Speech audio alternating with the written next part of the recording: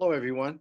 This is week 9 already of this fall 2020 semester in ICA, and our musical emphasis this week on the topic of death and despair, um, musical expressions of grief and hope.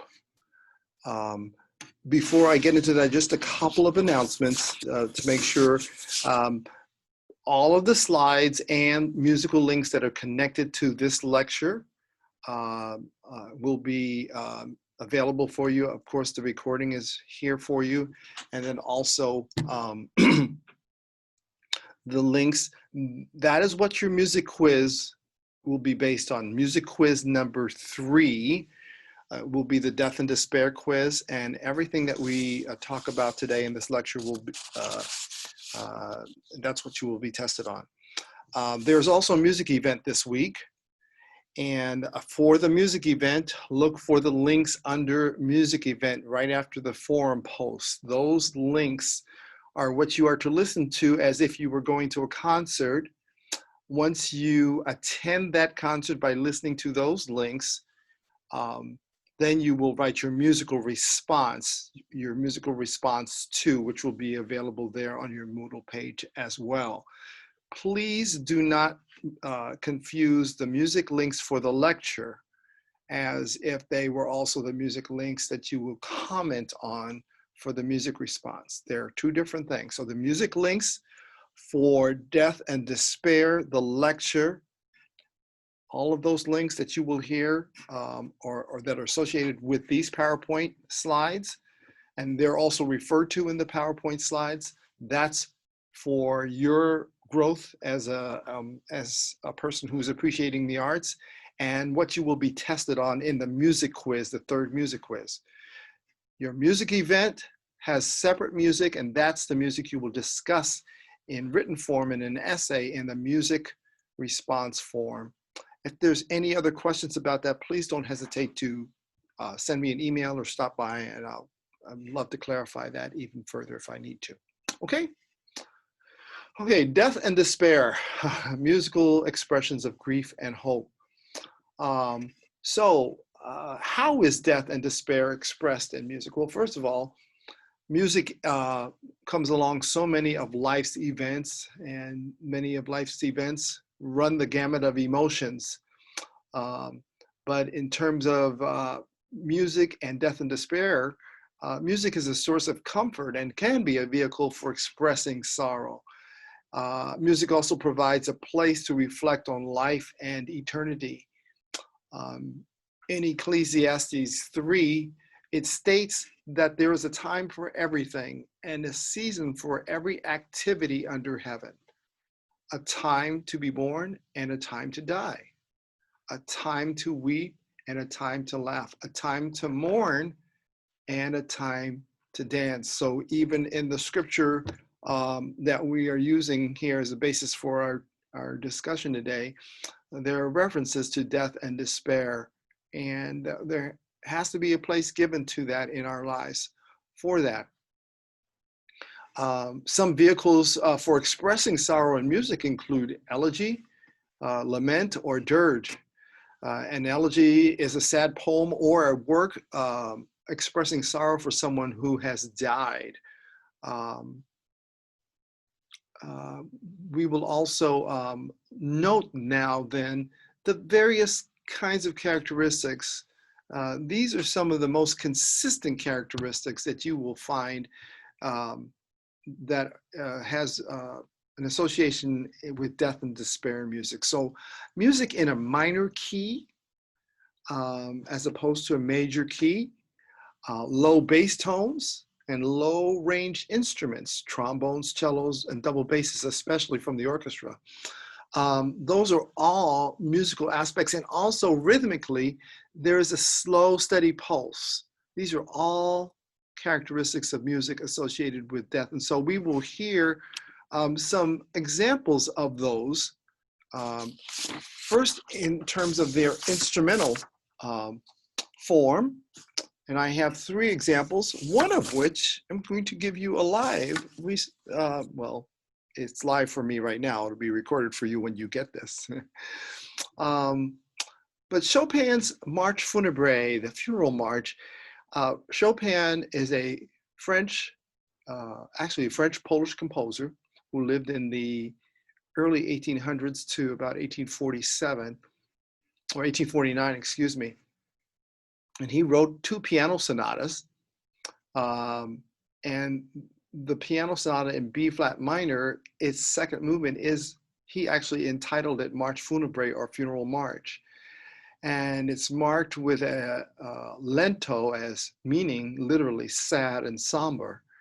And it demonstrates a couple of those characteristics I was talking about. It begins in the low part of the piano and it's in a minor key, and there's a slow, steady pulse as if there is a procession, and it gives you that feeling of mournfulness. Listen as I play just the opening section of the Funeral March from Chopin's Piano Sonata.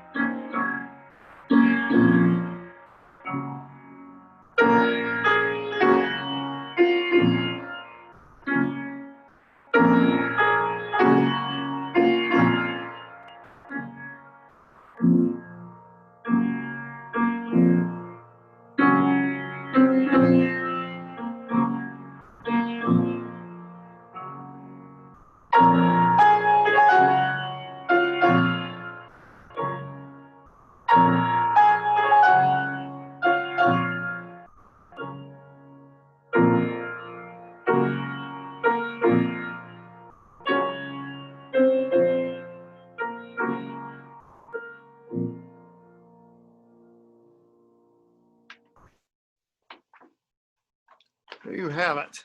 Just a brief portion of the Funeral March from Chopin's Funeral March, second movement of the Piano Sonata in B flat minor.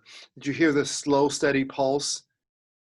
Dum, bum, ba, bum. That dotted rhythm also is very much a part of that.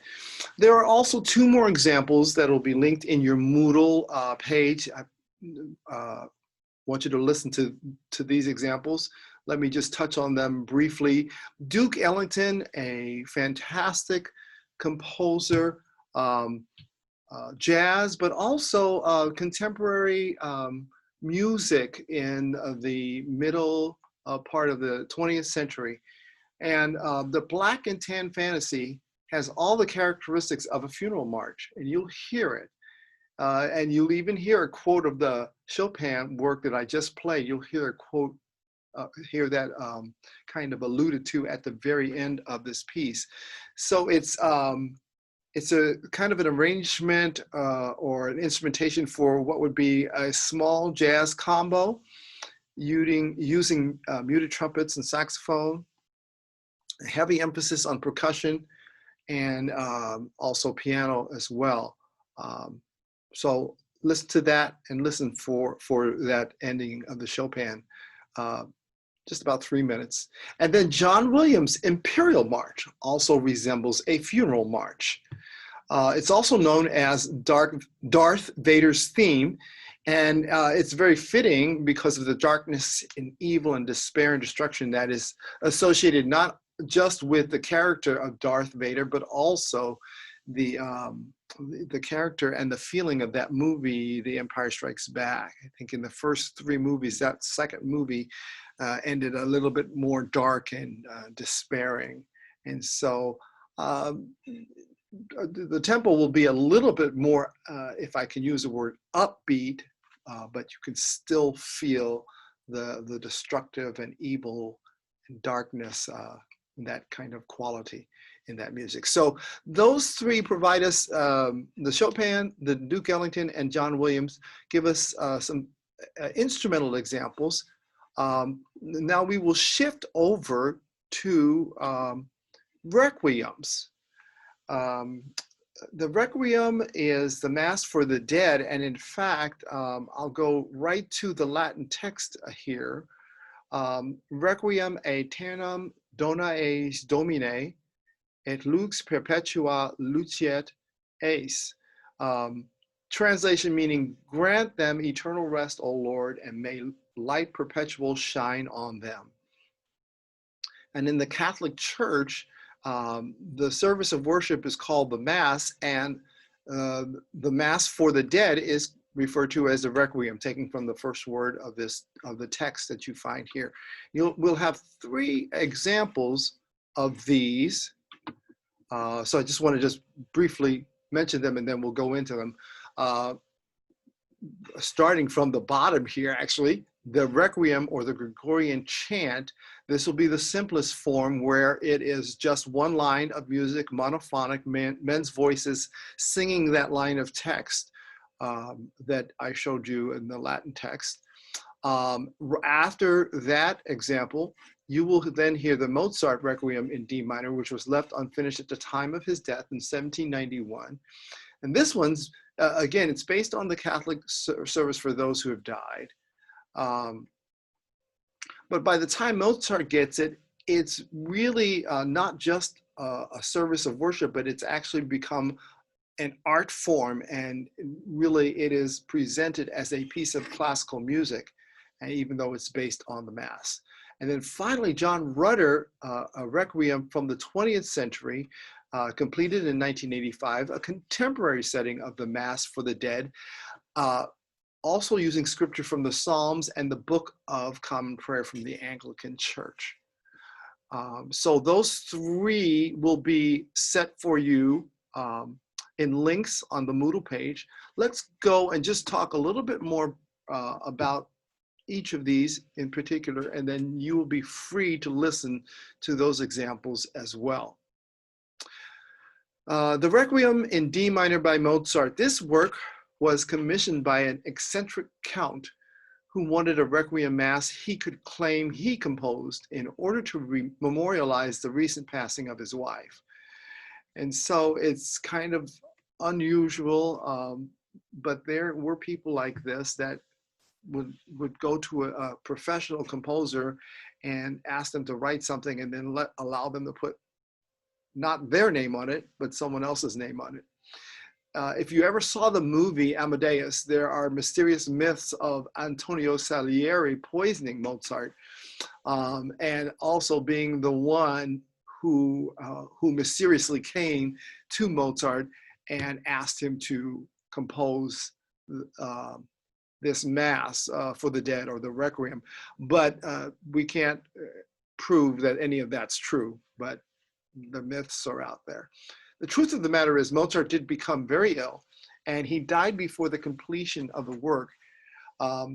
So it was finished by one of his students, and the students were encouraged to finish it by Constance, who was his wife. And when he died, he left a lot of bills, and having the work completed by the students and then using Mozart's name helped to take care of some of the needs that were at hand at that point in time.